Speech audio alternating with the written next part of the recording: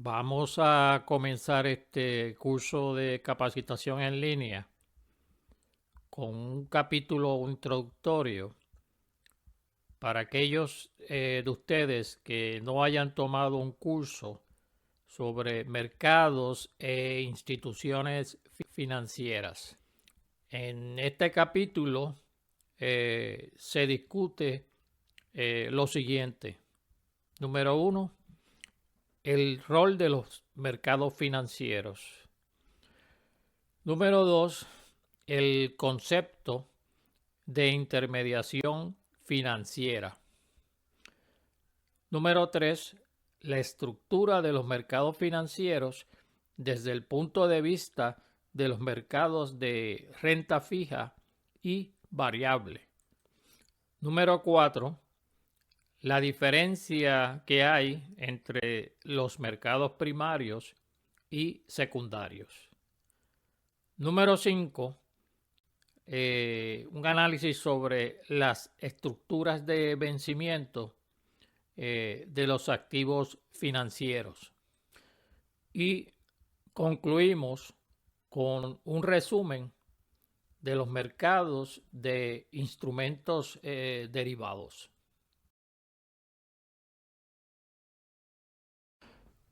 La función primaria de los mercados financieros es que permite que un sector de la economía pueda conseguir financiamiento de sectores o otros sectores con excedentes de fondos. Por consiguiente, los mercados financieros juegan un papel bien importante en torno a cómo se asignan los recursos en una economía de forma tal que pueda funcionar con éxito. En el mundo de los negocios, las empresas requieren fondos para financiar sus expansiones, invirtiendo en propiedad, planta y equipo y en actividades que tienen que ver con la investigación y desarrollo de nuevos productos. El gobierno también necesita fuentes de fondos externas para realizar inversiones en proyectos de infraestructura, entiéndase, sistemas de carretera, facilidades portuarias, aeropuertos, etc. Mientras que los individuos necesitan financiamiento para adquirir una propiedad, una vivienda o un automóvil como medio de transportación y para gastos de educación. Por consiguiente, los mercados financieros son de gran importancia para la salud general de la economía. Se necesitan que los mercados funcionen eficientemente para que fluya el crédito y el capital necesario que pueda sostener un sistema económico. En el escrito entraremos a considerar otras funciones importantes en torno a los mercados financieros. Podemos concluir que en economías donde los mercados financieros no están totalmente desarrollados o no operan de forma eficiente, ocasionan bajos niveles de inversión y un pobre o poco crecimiento económico. Existen dos mecanismos de transferencia de fondos en los mercados financieros. El primero es el financiamiento directo. Y en este caso, las entidades o individuos obtienen los fondos necesarios a través de la emisión de venta de instrumentos financieros. El segundo mecanismo es lo que se llama el financiamiento indirecto. Y en este caso, los llamados intermediarios financieros actúan como un enlace entre los diferentes sectores de la economía.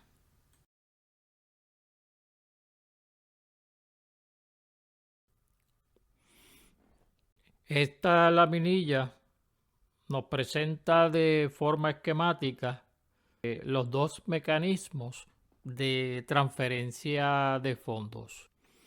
Bajo el financiamiento directo, por ejemplo, si una empresa decide ampliar sus facilidades de producción, podría hacerlo a través de la venta en los mercados financieros de acciones y bonos. En el caso del mecanismo de transferencia de fondos indirectos, vamos a pensar en una entidad bancaria que actúa como un intermediario financiero.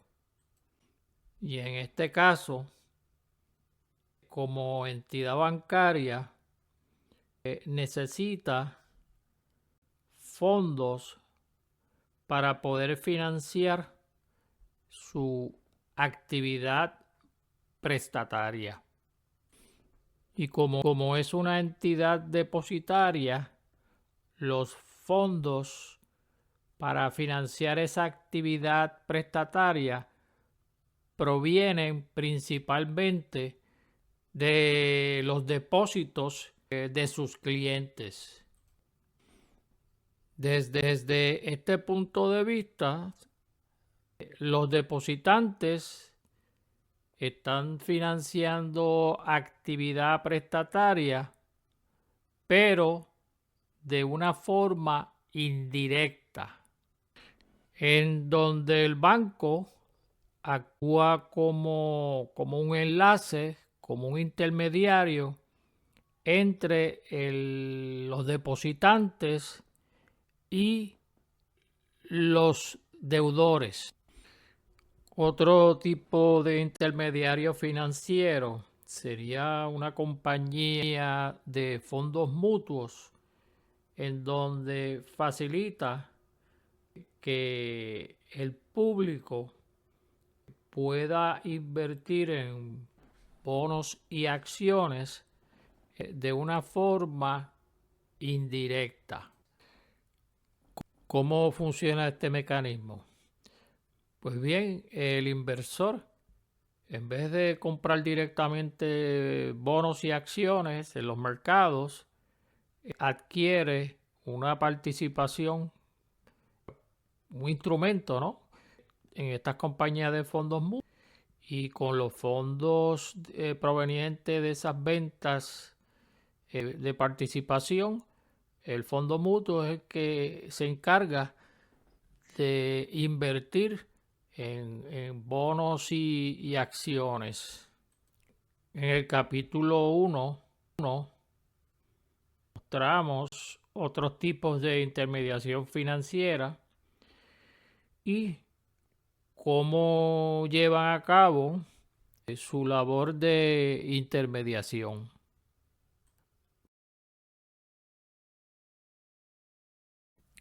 Bueno, vamos a hablar sobre varios aspectos estructurales de los mercados financieros. Y como muestra la laminilla, podemos clasificarlos primero en términos de mercados de renta fija y de renta variable, mercados primarios versus mercados secundarios, plazos o términos de vencimiento del activo financiero y la diferencia entre el mercado de valores tradicionales y los mercados de instrumentos derivados. Sobre el mercado de renta fija, podemos decir lo siguiente. En este caso estamos hablando de obligaciones o bonos que se conoce de antemano los flujos de renta o ingresos que generará dicha inversión. Por ejemplo, un bono de cupón es un instrumento de deuda que promete al inversor o al bonista un interés fijo y el repago del principal de dicha inversión al finalizar el término de la obligación. Los pagos de intereses generalmente se realizan semestralmente, mientras que el principal invertido retorna al inversor al vencimiento. Como vemos en la laminilla, bonos de cupón pueden tener varios vencimientos. Hay otro tipo de bono que se llama bono de cupón cero. Y en este caso no existe un cupón periódico que pague un ingreso expresado de antemano. En el bono de cupón cero no se cobra un interés periódico durante la vida del mismo. Los intereses van implícitos en el bono al comprarlo con un descuento. Y esto significa que el bono de cupón cero, el precio de compra será menor al precio de reembolso. Hay que destacar que el mercado de bonos se puede clasificar por el tipo de emisor. Por ejemplo, en el caso de bonos corporativos, los cuales son emitidos por empresas para financiar operaciones actuales, expandir líneas o construir nuevas facilidades. Tenemos además los bonos del gobierno federal, entiéndase, letras del tesoro, notas y bonos. Otro tipo de bono son los bonos municipales que se emiten localmente por estados, ciudades, distritos con fines especiales y otros. Y podríamos añadir también unos bonos con unas garantías hipotecarias que son unas obligaciones que están garantizadas por propiedad inmueble. Todo esto lo veremos con mayor detalle en el capítulo 1. Otro tipo de mercado es el mercado de renta variable. Y el mercado de renta variable representa inversiones que no se conoce de antemano los flujos de renta que generarán esas inversiones.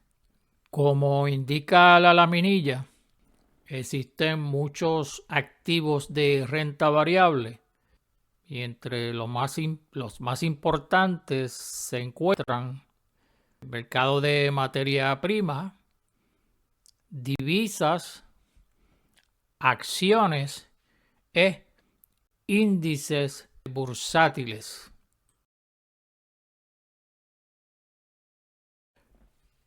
Por ejemplo, como indica la transparencia en el mercado de acciones, se emiten y se trafican acciones, ya sea en la bolsa o en mercados que se consideran extra bursátiles.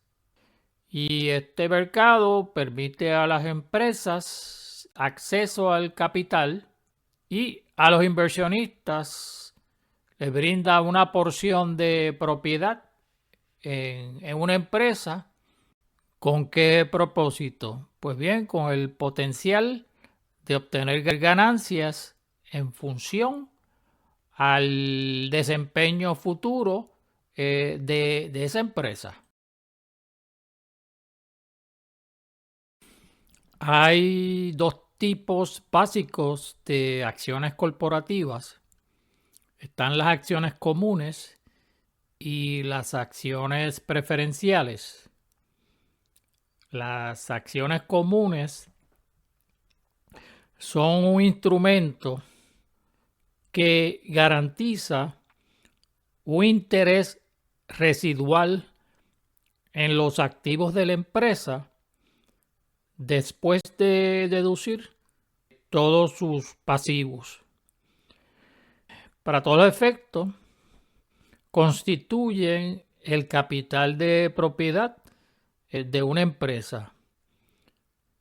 Los titulares de las acciones comunes son los propietarios legales de una empresa, mientras que las acciones preferenciales son aquellas que tienen un derecho preferencial en el pago de dividendos.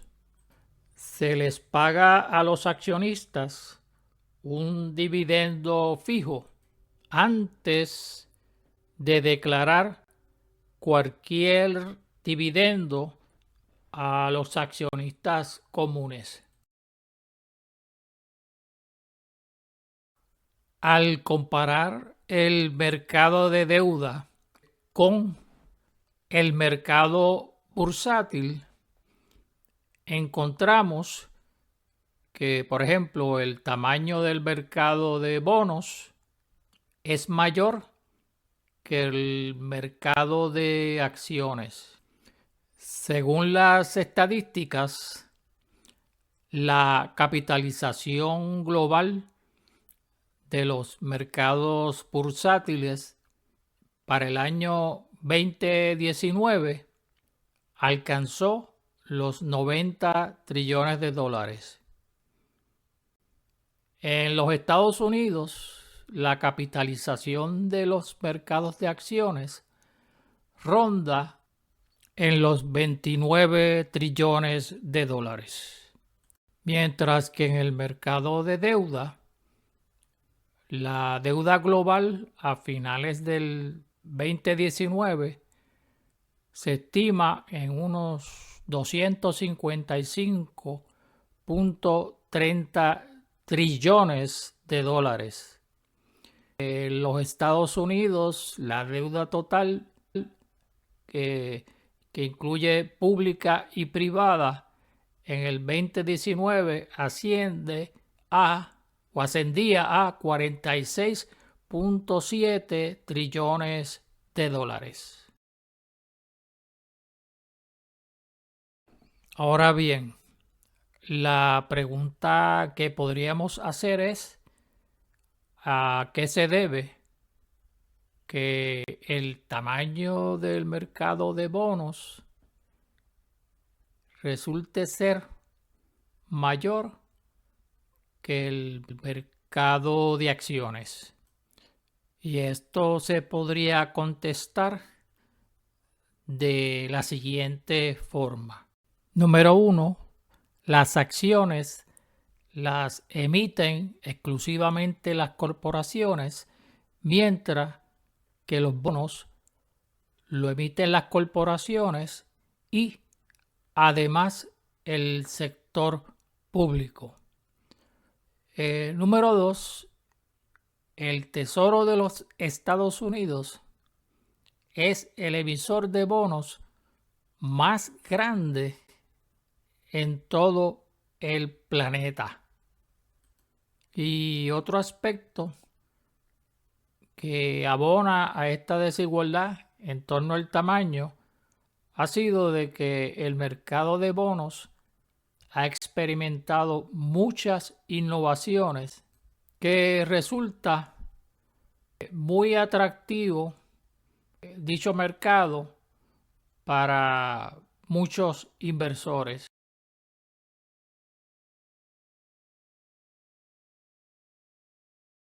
Otro aspecto en torno a la estructura de los mercados financieros es la diferencia que hay entre los mercados primarios y los mercados secundarios.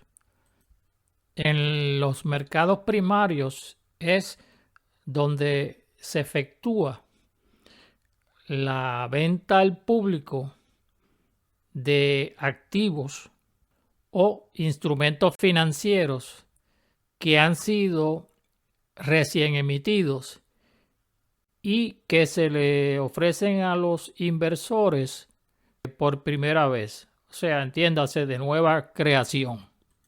Las negociaciones que ocurran posterior a la emisión de estos instrumentos se realizan en el mercado secundario.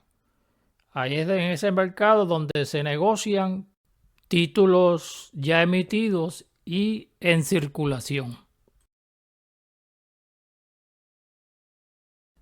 Como acabamos de destacar, los mercados secundarios son mercados donde se negocian e intercambian los activos financieros ya emitidos previamente. Y estas negociaciones se rigen por las fuerzas del mercado. El mercado secundario puede tener dos formas: centralizado o descentralizado.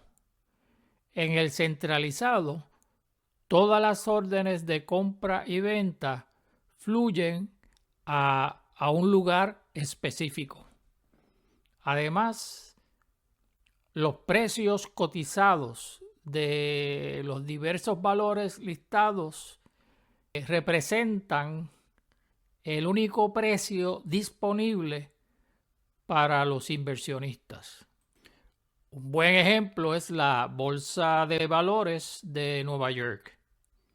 Mientras que el mercado descentralizado es un mercado donde la tecnología permite a los inversionistas tratar directamente entre sí en lugar de operar desde un intercambio centralizado. Los compradores y vendedores no necesitan estar ubicados en el mismo lugar para realizar transacciones. No tienen un piso de negociación física que reúna compradores y vendedores. Un ejemplo de un mercado descentralizado es el mercado de divisas. Un ejemplo de mercado centralizado es el New York Stock Exchange, como había mencionado. Es la bolsa de valores más grande del mundo. En esa bolsa de valores se compran y venden alrededor de 9.3 millones de acciones corporativas y otros valores diariamente. Las transacciones de compraventa se realizan en el floor de la bolsa a través de un agente de piso. No obstante, a pesar de que la actividad del tráfico de acciones es física, las computadoras realizan muchas funciones. En este caso se considera una bolsa de valores híbridas por el hecho de que existe la opción del tráfico de acciones en línea. Finalmente, el New York Stock Exchange es el que establece las reglas que rigen el flujo de las transacciones y de la información. Un ejemplo del mercado de valores descentralizados es el Nasdaq, que es el mercado de valores electrónicos de más rápido crecimiento en la actualidad. En este mercado hay más de 3.300 compañías listadas.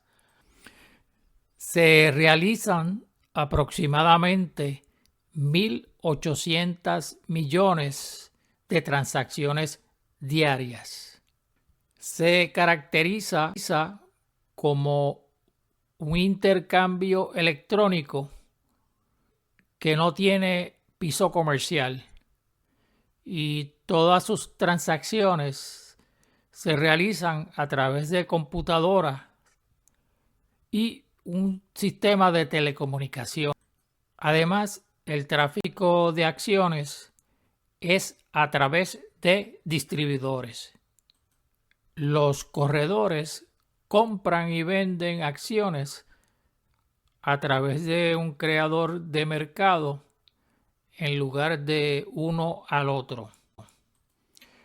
Quiero aprovechar y señalar que hay una variante de los mercados descentralizados que la llaman over the counter, OTC, en donde el tráfico de acciones no cumplen con los requisitos de cotización de ninguno de los principales mercados de acciones.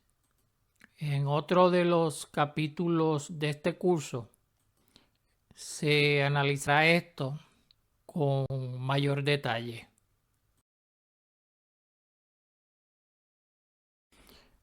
Otro aspecto estructural de los mercados financieros tiene que ver con el término o el plazo de vencimiento del activo financiero. Podemos dividirlos en dos categorías. Primero está el mercado money market o mercado monetario, que es un conjunto de mercados financieros en los que se negocian activos financieros de corto plazo. Estos activos tienen una alta liquidez y son de muy bajo riesgo. La segunda categoría es el mercado de capital y en este mercado se obtienen fuentes de financiamiento de largo plazo.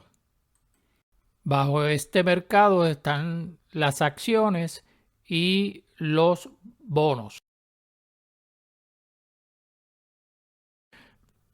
Como mencionamos, los mercados monetarios es un componente de la industria que proporciona fondos a corto plazo, generalmente por un periodo de menor o igual a 365 días. Los activos son de muy bajo riesgo debido a la solvencia de los emisores y de las garantías que ofrecen los títulos. Además, los activos que se negocian en este mercado son muy líquidos, dado su corto plazo de vencimiento y por sus grandes posibilidades de negociación en los mercados. Los participantes en este mercado son grandes instituciones financieras que negocian grandes cantidades de recursos financieros utilizando los servicios de profesionales muy especializados. En el capítulo se detalla los grandes participantes de este mercado y los principales activos monetarios disponibles en el mercado. El mercado de capital es un espacio y conjuntos de reglas que permiten los intercambios de instrumentos financieros. Estos proporcionan fuentes de financiamiento de largo plazo. Las inversiones en el mercado de capital se consideran de alto riesgo y de mayor rentabilidad si lo comparamos con los mercados monetarios que se caracterizan por inversiones de bajo riesgo y de bajos rendimientos. Los mercados de acciones y bonos están bajo esta categoría. En el capítulo se discute mucho más a fondo las características de este mercado y tipos de valores de largo plazo por tipo de emisor.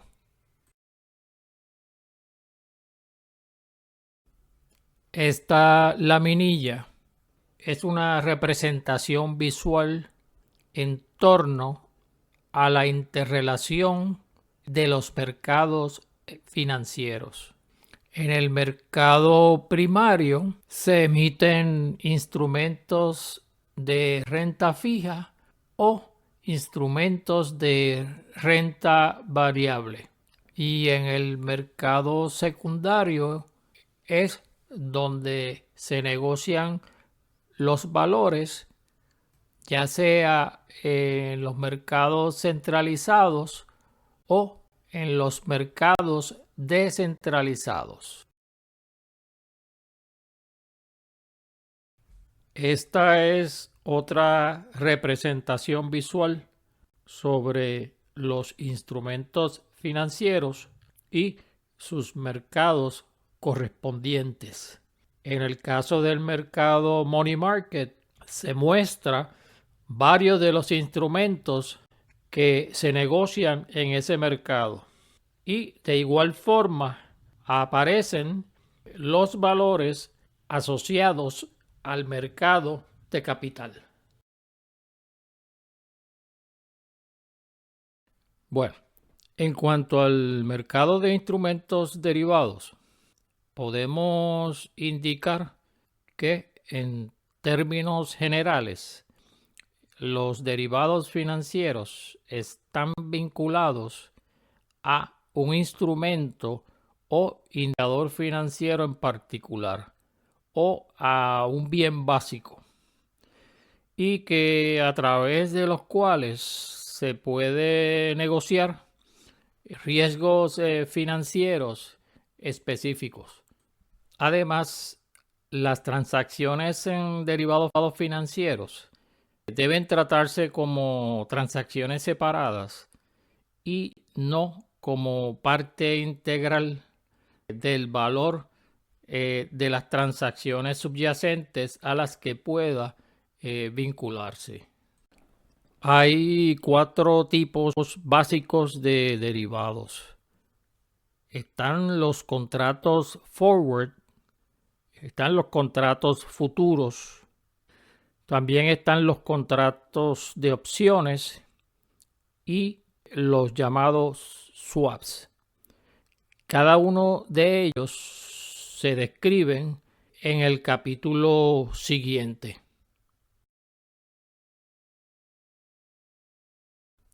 Brevemente, vamos a destacar varios aspectos muy importantes, fundamentales, sobre la reglamentación del sistema financiero.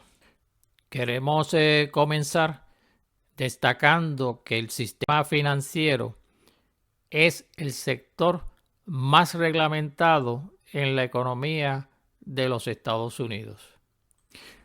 La reglamentación está dirigida a 2 grandes áreas.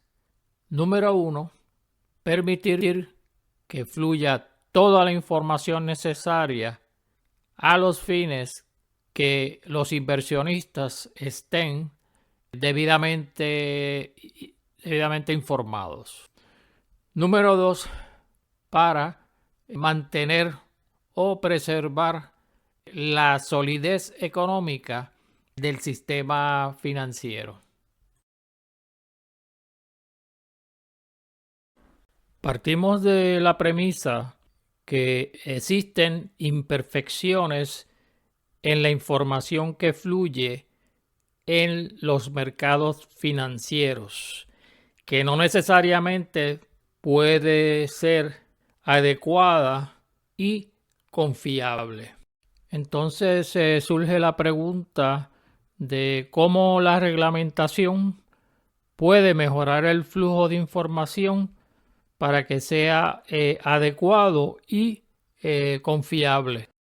Antes que nada, esas llamadas imperfecciones en los mercados se les conoce como problemas de asimetría de información y ocurren cuando el vendedor de un producto posee mayor información que el comprador. En ese sentido, una parte se beneficia a expensas de la otra parte. Por consiguiente, estas imperfecciones en la información resultan en problemas muy serios en los mercados financieros. El problema de asimetría de información ocasiona lo que se define como selección adversa o en inglés adverse selection y el problema de riesgo moral o en inglés moral hazard.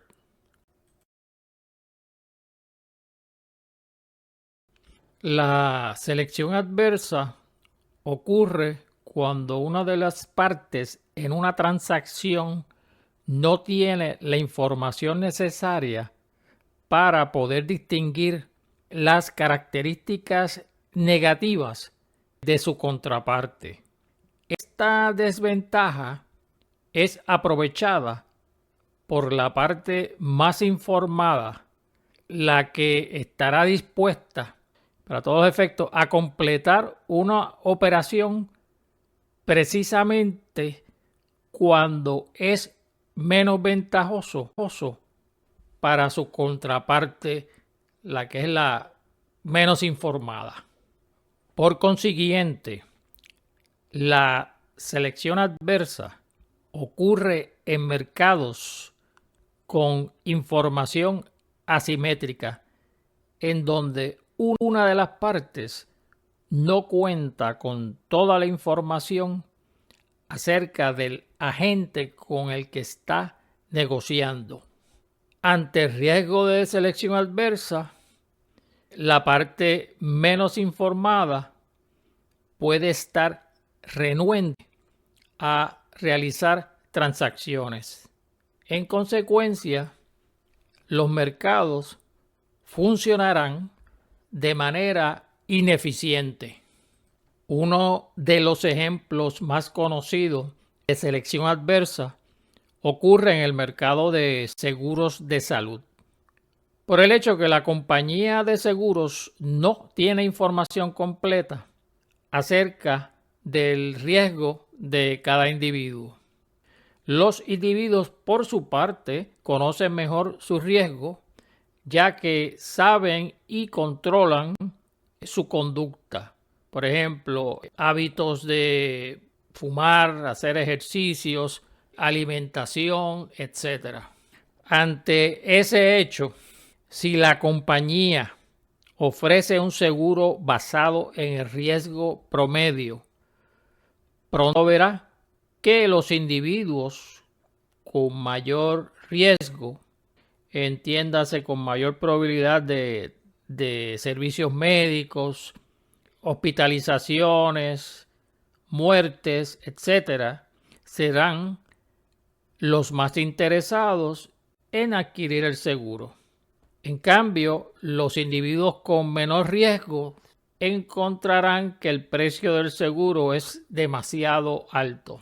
Se dice entonces que la compañía hace una selección adversa, pues terminan atrayendo a los clientes menos atractivos. De paso, dado que el riesgo es mayor, la compañía puede terminar enfrentando mayores costos y una quiebra.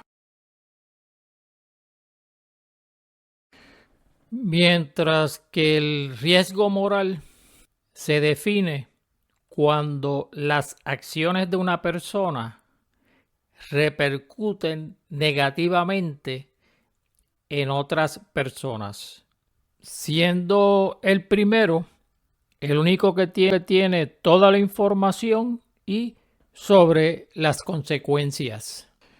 Esto se considera como un comportamiento oportunista, en donde una de las partes busca su propio beneficio a costa de que la otra parte no pueda observar o estar informada de su conducta. Ante esta asimetría, los individuos toman mayores riesgos, realizan menores esfuerzos o se aprovechan de determinadas circunstancias, ya que saben que el costo de sus acciones recaerá sobre otras personas. Un ejemplo de riesgo moral es cuando una persona adquiere un seguro total contra cualquier daño o robo de su vehículo y no tendrá incentivo para ser precavido. El asegurado, que sabe que la compañía no puede observar su comportamiento, tiende a tomar más riesgos. Por ejemplo, estacionar en cualquier sitio o no fijarse si ha cerrado bien la puerta, y por ende su conducta aumenta significativamente la probabilidad de sufrir una pérdida, pero esta no será asumida por el asegurado. Al existir el problema de la asimetría de información en los mercados financieros, significa que los inversionistas están sujetos a problemas de selección adversa y de riesgo moral. Y esto resultará en impedimentos al funcionamiento eficiente de los mercados financieros y alejará al inversionista del mundo financiero. A tales efectos, debemos de retomar la pregunta inicial de cómo la reglamentación puede mejorar el flujo de información. En la década del 30 se aprobó legislación federal como parte de una reforma financiera dirigida a reducir los problemas de información y mejorar la eficiencia en los mercados financieros. La Ley de Valores de 1933, llamada Truth in Securities Law, fue la primera gran ley federal de valores aprobadas después del colapso económico del 1929 y el esfuerzo inicial del Congreso para controlar el fraude de valores. En esencia, esta ley es un estatuto de divulgación y tiene dos objetivos básicos.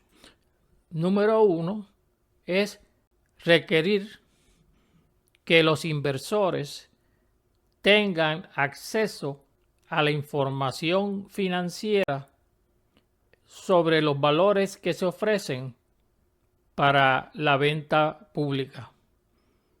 Número 2. Prohibir engaños, falsa representación y otros tipos de fraudes en la venta de valores. Además, en esa década se aprobó la Ley de Valores e Intercambio, la llamada Securities and Exchange Act del 1934, para regular principalmente las transacciones de valores en el mercado secundario. Las compañías con valores públicos registrados deben realizar divulgaciones periódicas mediante presentaciones de informes anuales y trimestrales.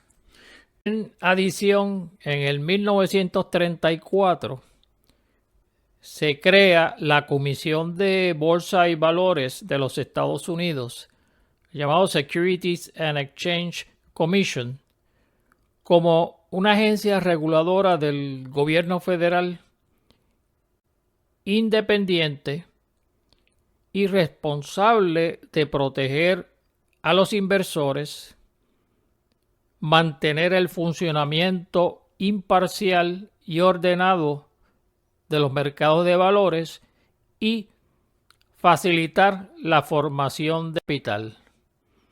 Fue creada como el primer regulador federal de los mercados de valores.